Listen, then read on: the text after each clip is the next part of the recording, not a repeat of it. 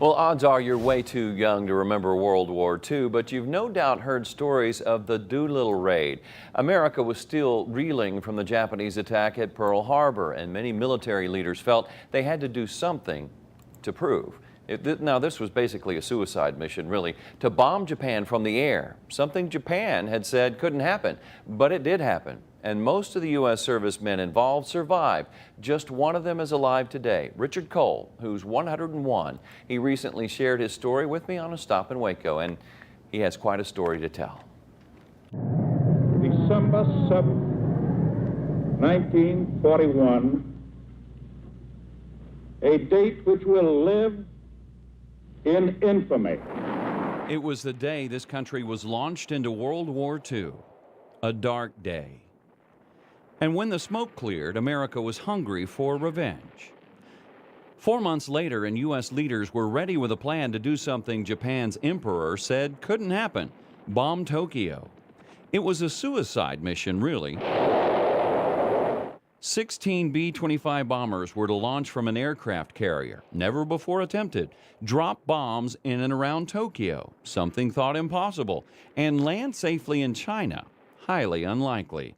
The daring raid was led by Lieutenant Colonel Jimmy Dolittle, and this man, I just happened to be at the right place at the right time, I guess. Was his co-pilot, Richard Cole. As history recalls, all the men volunteered. It's true, we volunteered, but when Jimmy found the airplane he wanted to use, we were going to go on that mission whether we wanted to or not. Before they reached their target, they were spotted by a Japanese ship, their cover blown. Dolittle decides to launch early, knowing full well they wouldn't have enough fuel to reach airstrips in China. Not a man hesitated to follow his lead. I guess what was going through my mind is there going to be another place to land? And there was nothing sure about this. No, well, in wartime, there's nothing sure about anything. The bombing raid was a success. Many targets were hit. And while the damage on the ground wasn't catastrophic, it was still a big victory. The raid was designed for two reasons.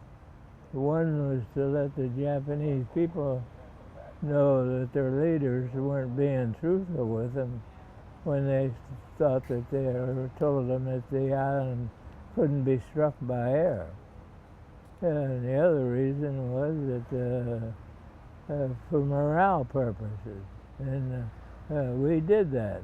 And so as a group, we're happy we did what we did. With the bombs dropped, there was just one thing left to do: land, which was a major problem. Their fuel was all but gone, and it was getting dark. Most of the planes ended up crash landing in China. Dolittle and his crew would have to parachute into the unknown. And the main thing is I hope it works. The next thing is I hope I get soft places to land. Cole went on to live a full life since that mission in 1942.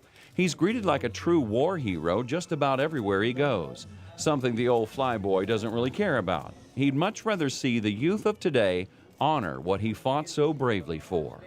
The main thing is, if you want to live in freedom, you got to fight for it. Appreciate everything that you did back here in World War II. Cole says he never expected to live 101 years, but he has some advice. What's the key to your longevity? Keep moving. Well, Cole still makes about 24 appearances at air shows every year, so yeah, he's keeping moving. Well, in fact, he's at an air show this weekend in Fort Worth. If you'd like to know more about the Dolittle raid or Richard Cole, you should read this book. It's called Dick Cole's War. Tara. Amazing man. Thank you, Gordon.